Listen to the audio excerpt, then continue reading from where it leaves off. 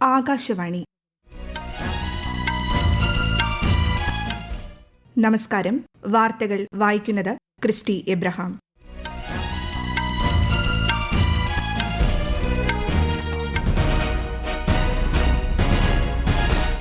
പ്രധാന വാർത്തകൾ. കേരളം, പശ്ചിമബംഗാൾ, അസം, തമിഴ്നാട്, പുതുച്ചേരി എന്നിവിടങ്ങളിൽ നിയമസഭാ തെരഞ്ഞെടുപ്പിന്റെ വോട്ടെണ്ണലിനുള്ള ഒരുക്കങ്ങൾ പൂർത്തിയായി. വോട്ടെണ്ണൽ നാളെ. പശ്ചിമബംഗാളിലെ ഫാൾട്ട നിയമസഭാ മണ്ഡലത്തിലെ വോട്ടെടുപ്പ് റദ്ദാക്കി തെരഞ്ഞെടുപ്പ് കമ്മീഷൻ. ഈ മാസം 21-ന് വീണ്ടും വോട്ടെടുപ്പ് നടക്കും. ഓപ്പറേഷൻ സിന്ദൂറിൽ സായുധ സേന കാണിച്ച അസാധാരണമായ വീര്യം രാജ്യത്തിന്റെ സൈനിക ചരിത്രത്തിലെ സുവർണ അധ്യായമാണെന്ന് രാജ്യരക്ഷാ മന്ത്രി രാജ്നാഥ് സിംഗ്. കരീബിയൻ ദ്വീപരാജ്യങ്ങളിലേക്കുള്ള വിദേശകാര്യമന്ത്രി എസ് ജയശങ്കറിന്റെ ഔദ്യോഗിക സന്ദർശനത്തിന് തുടക്കമായി. പ്രാദേശിക ആഗോള വിഷയങ്ങളിൽ രാഷ്ട്രത്തലവന്മാരുമായി വിദേശകാര്യമന്ത്രി ചർച്ച നടത്തും. കേരളത്തിൽ മറ്റന്നാൾ വരെ ഇടിമിന്നലോടുകൂടിയ മഴയ്ക്ക് സാധ്യത.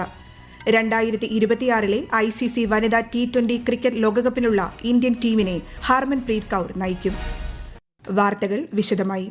കേരളം, പശ്ചിമബംഗാൾ, അസം, തമിഴ്നാട്, പുതുച്ചേരി എന്നിവിടങ്ങളിൽ നിയമസഭാ തെരഞ്ഞെടുപ്പിന്റെ വോട്ടെണ്ണലിനുള്ള ഒരുക്കങ്ങൾ പൂർത്തിയായി. നാളെയാണ് വോട്ടെണ്ണൽ. ഒരു റിപ്പോർട്ട്. കേരളത്തിൽ 43 സ്ഥലങ്ങളിലായുള്ള 140 കേന്ദ്രങ്ങളിലാണ് വോട്ടെണ്ണൽ നടക്കുക. റിട്ടേണിംഗ് ഓഫീസർമാരടക്കം എല്ലാവർക്കും QR കോഡ് അധിഷ്ഠിത ഫോട്ടോ തിരിച്ചറിയൽ കാർഡ് ഏർപ്പെടുത്തിയിട്ടുണ്ട്. 8 മണിക്ക് തപാൽ വോട്ടുകളാകും ആദ്യം എണ്ണിത്തുടങ്ങുക.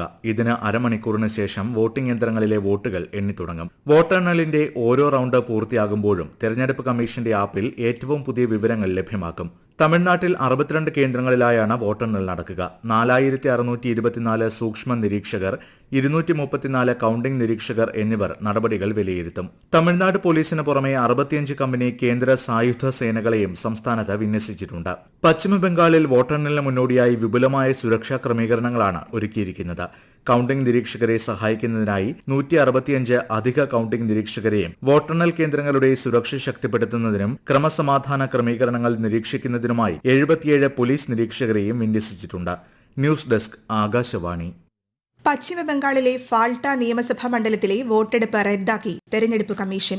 സൌത്ത് 24 പർഗാനാസ് ജില്ലയിൽ ഉൾപ്പെട്ട മണ്ഡലമായ ഫാൾട്ടയിലെ 285 ബൂത്തുകളിലും ഈ മാസം 21-ന് വീണ്ടും വോട്ടെടുപ്പ് നടക്കും. മെയ് 24-നായിരിക്കും വോട്ടെണ്ണൽ. കഴിഞ്ഞ മാസം 29-ന് നടന്ന വോട്ടെടുപ്പിൽ മണ്ഡലത്തിൽ ക്രമക്കേടുകൾ നടന്നെന്ന റിപ്പോർട്ടുകൾ പരിഗണിച്ചാണ് നടപടിയെന്ന് കമ്മീഷൻ പ്രസ്താവനയിൽ വ്യക്തമാക്കി. പശ്ചിമബംഗാളിൽ സൌത്ത് 24 പർഗാനാസ് ജില്ലയിലെ 15 ബൂത്തുകളിലായി ഇന്നലെ നടന്ന റീപോളിംഗിൽ 90% പോളിംഗ് രേഖപ്പെടുത്തി. മഗ്രഹത് പശ്ചിം മണ്ഡലത്തിലെ 11 ബൂത്തുകളും ഡയമണ്ട് ഹാർബർ മണ്ഡലത്തിലെ 4 ബൂത്തുകളിലുമാണ് റീപോളിംഗ് നടന്നത്. റീപോളിംഗ് ഏറെക്കുറെ സമാധാനപരമായിരുന്നു. റിട്ടേണിംഗ് ഓഫീസർമാരിൽ നിന്നും നിരീക്ഷകരിൽ നിന്നും ലഭിച്ച റിപ്പോർട്ടുകളുടെ അടിസ്ഥാനത്തിലാണ് തെരഞ്ഞെടുപ്പ് കമ്മീഷൻ റീപോളിംഗ് നടത്താൻ ഉത്തരവിട്ടത്. നിതി ആയോഗിന്റെ മുഴുവൻ സമയ അംഗങ്ങളായി നിയമിതരായ ആർ ബാലസുബ്രഹ്മണ്യത്തെയും ജോറാം അനിയെയും അഭിനന്ദിച്ച് പ്രധാനമന്ത്രി നരേന്ദ്രമോദി. വിവിധ വിഷയങ്ങളെക്കുറിച്ചുള്ള അവരുടെ സമ്പന്നമായ അനുഭവവും ആഴത്തിലുള്ള അറിവും നയരൂപീകരണത്തെ ശക്തിപ്പെടുത്തുമെന്ന് പ്രധാനമന്ത്രി സാമൂഹിക മാധ്യമ കുറിപ്പിൽ പറഞ്ഞു. ഇരുവരുടെയും സംഭാവനകൾ വിവിധ മേഖലകളിലെ നവീകരണത്തിനും വളർച്ചയ്ക്കും സഹായകമാകുമെന്നും അദ്ദേഹം ആത്മവിശ്വാസം പ്രകടിപ്പിച്ചു. Cell broadcast system, common alerting protocol തുടങ്ങിയ സാങ്കേതിക വിദ്യകൾ ദുരന്ത നിവാരണ തയ്യാറെടുപ്പിനെ ഗണ്യമായി ശക്തിപ്പെടുത്തുമെന്ന് കേന്ദ്ര ആഭ്യന്തരമന്ത്രി അമിത്ഷാ. ഈ സംവിധാനത്തിലൂടെ ദുരന്ത സാഹചര്യങ്ങളിൽ പൌരന്മാരുമായി സമയബന്ധിതവും ഫലപ്രദവുമായ ആശയവിനിമയം ഉറപ്പാക്കാൻ കഴിയുമെന്നും ആഭ്യന്തരമന്ത്രി പറഞ്ഞു. കേന്ദ്ര ടെലികോം മന്ത്രി ജ്യോതിരാദിത്യ സിന്ധ്യ CBS ഉദ്ഘാടനം ചെയ്തു. ടെലികമ്മ്യൂണിക്കേഷൻ വകുപ്പ്, ദേശീയ ദുരന്ത നിവാരണ അതോറിറ്റിയും ആഭ്യന്തര മന്ത്രാലയവുമായി ചേർന്നാണ് ഈ സംവിധാനം വികസിപ്പിച്ചത്. Jamaica, Suriname, Trinidad and Tobago എന്നിവിടങ്ങളിൽ ഔദ്യോഗിക സന്ദർശനം നടത്തുന്ന വിദേശകാര്യമന്ത്രി എസ് ജയശങ്കർ ജമൈക്കയിലെ കിങ്സ്റ്റണിലെത്തി. ജമൈക്കൻ വിദേശകാര്യമന്ത്രി കാമിന ജെ സ്മിത്ത് തന്നെ സ്വാഗതം ചെയ്തതായി ശ്രീ ജയശങ്കർ സാമൂഹിക മാധ്യമ കുറിപ്പിൽ പറഞ്ഞു. പ്രാദേശിക ആഗോള വിഷയങ്ങളിൽ 3 രാജ്യങ്ങളുടെയും നേതൃത്വവുമായി വിദേശകാര്യമന്ത്രി ചർച്ചകൾ നടത്തുമെന്ന് വിദേശകാര്യ മന്ത്രാലയം പറഞ്ഞു. പ്രമുഖ വ്യവസായ നേതാക്കളുമായും ഇന്ത്യൻ പ്രവാസികളുമായും അദ്ദേഹം ആശയവിനിമയം നടത്തും. ഛത്തീസ്ഗഡിലെ കാങ്കർ, നാരായൺപൂർ ജില്ലാ അതിർത്തിയിലുണ്ടായ സ്ഫോടനത്തിൽ 4 സുരക്ഷാ ഉദ്യോഗസ്ഥർക്ക് വീരമൃത്യു. ഒരു ഉദ്യോഗസ്ഥന് പരിക്കേറ്റു. ജില്ലാ റിസർവ് ഗാർഡ് DRGയുടെ നേതൃത്വത്തിൽ IED സ്ഫോടക വസ്തു നിർവീര്യമാക്കുന്നതിനിടെയാണ് സംഭവം. DRG ഇൻസ്പെക്ടർ സുഖറാം വാട്ടി, കോൺസ്റ്റബിൾമാരായ കൃഷ്ണ കൊമ്ര, സഞ്ജയ് ഗർപാലെ, പർമാനന്ദ് കൊമ്ര എന്നിവരാണ് വീരമൃത്യു അടഞ്ഞത്. ഈ വാർത്തകൾ ആകാശവാണിയിൽ നിന്ന്. ആകാശവാണി വാർത്തകളും വാർത്താധിഷ്ഠിത പരിപാടികളും All India Radio News Thiruvananthapuram YouTube ചാനലിലും All India Radio News Thiruvananthapuram Facebook പേജിലും AR News_ തിരുവനന്തപുരം ഇൻസ്റ്റഗ്രാം അക്കൌണ്ടിലും AR News_TVM X ഹാൻഡിലും ലഭ്യമാണ്. പ്രസാർ ഭാരതി ചെയർമാനായി ചലച്ചിത്ര പരസ്യ നിർമ്മാണ മേഖലയിലെ വിദഗ്ധൻ പ്രസൂൺ ജോഷിയെ വാർത്താവിനിമയ പ്രക്ഷേപണ മന്ത്രാലയം നിയമിച്ചു. പരസ്യം, സാഹിത്യം, കല, സിനിമ എന്നീ മേഖലകളിലൂടെ ലോക പ്രശസ്തനാണ് ശ്രീ ജോഷിയെന്ന് കേന്ദ്രമന്ത്രി അശ്വിനി വൈഷ്ണവ് പറഞ്ഞു. മുംബൈയിലെ സെൻട്രൽ ബോർഡ് ഓഫ് ഫിലിം സർട്ടിഫിക്കേഷന്റെ ചെയർപേഴ്സണായി പ്രസൂൺ ജോഷി മുൻപ് സേവനമനുഷ്ഠിച്ചിട്ടുണ്ട്. അഖിലേന്ത്യാ മെഡിക്കൽ ബിരുദ പ്രവേശന പരീക്ഷയായ നീറ്റ് ഇന്ന് നടക്കും. ഉച്ചയ്ക്ക് 2 മുതൽ 5 വരെയാണ് പരീക്ഷ. മെഡിക്കൽ ബിരുദ കോഴ്സുകളിലെ പ്രവേശനം ലക്ഷ്യമിട്ട് നാഷണൽ ടെസ്റ്റിംഗ് ഏജൻസിയാണ് 2019 മുതൽ നീറ്റ് പരീക്ഷ നടത്തിവരുന്നത്. ഓപ്പറേഷൻ സിന്ധൂരിൽ സായുധ സേന കാണിച്ച അസാധാരണമായ വീര്യം രാജ്യത്തിന്റെ സൈനിക ചരിത്രത്തിലെ സുവർണ അധ്യായമാണെന്ന് രാജ്യരക്ഷാമന്ത്രി രാജ്നാഥ് സിംഗ്. ഓപ്പറേഷൻ സിന്ധൂറിന്റെ 1ാം വാർഷികത്തോടനുബന്ധിച്ച് ന്യൂഡൽഹിയിൽ സംഘടിപ്പിച്ച ശൌര്യ എന്ന പരിപാടിയിൽ സംസാരിക്കുകയായിരുന്നു അദ്ദേഹം. मैं उन वीर जवानों को सत नमन करता हूं जिनके त्याग और बलिदान से हमारा राष्ट्र आज पूरी तरह से सुरक्षित है, जिनके अदम्य साहस की गूंज आज पूरे देश में सुनाई दे रही है. शौर्य का पहला पाठ हमारे सैनिक अपने घर से ही सीख कर आते हैं.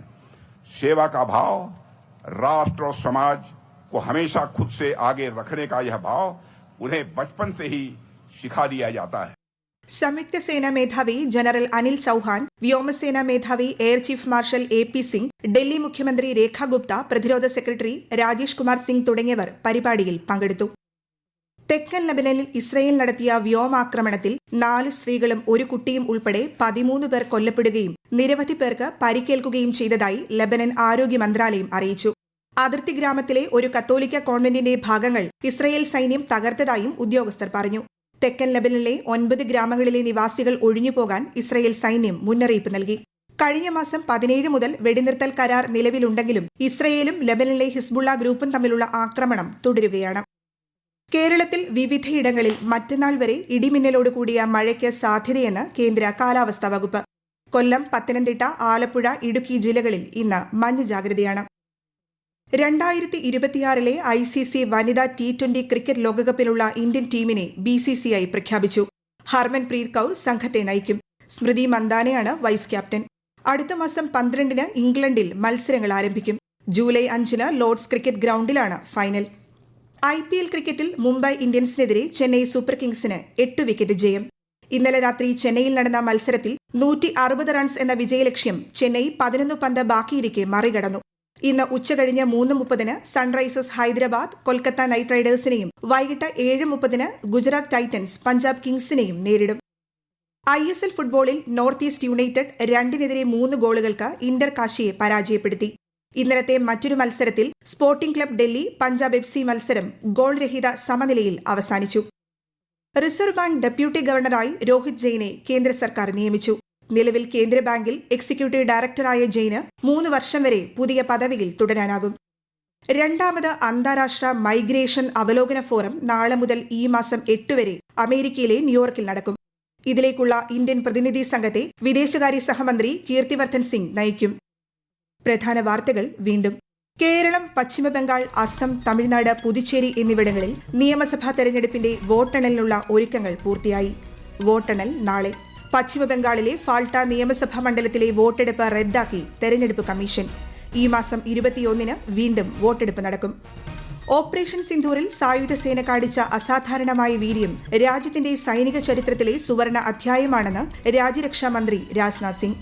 കരീബിയൻ ദ്വീപരാജ്യങ്ങളിലേക്കുള്ള വിദേശകാര്യമന്ത്രി S ജയശങ്കറുടെ ഔദ്യോഗിക സന്ദർശനത്തിന് തുടക്കമായി. പ്രാദേശിക ആഗോള വിഷയങ്ങളിൽ രാഷ്ട്രത്തലവന്മാരുമായി വിദേശകാര്യമന്ത്രി ചർച്ച നടത്തും. കേരളത്തിൽ മറ്റന്നാൾ വരെ ഇടിമിന്നലോടുകൂടിയ മഴയ്ക്ക് സാധ്യത. 2026 ICC വനിതാ T20 ക്രിക്കറ്റ് ലോകകപ്പിലുള്ള ഇന്ത്യൻ ടീമിനെ ഹർമൻപ്രീത് കൌർ നയിക്കും. വാർത്തകൾ കഴിഞ്ഞു. തിരുവനന്തപുരം നിലയത്തിൽ നിന്നുള്ള അടുത്ത വാർത്താ പ്രക്ഷേപണം 11 മണിക്ക്.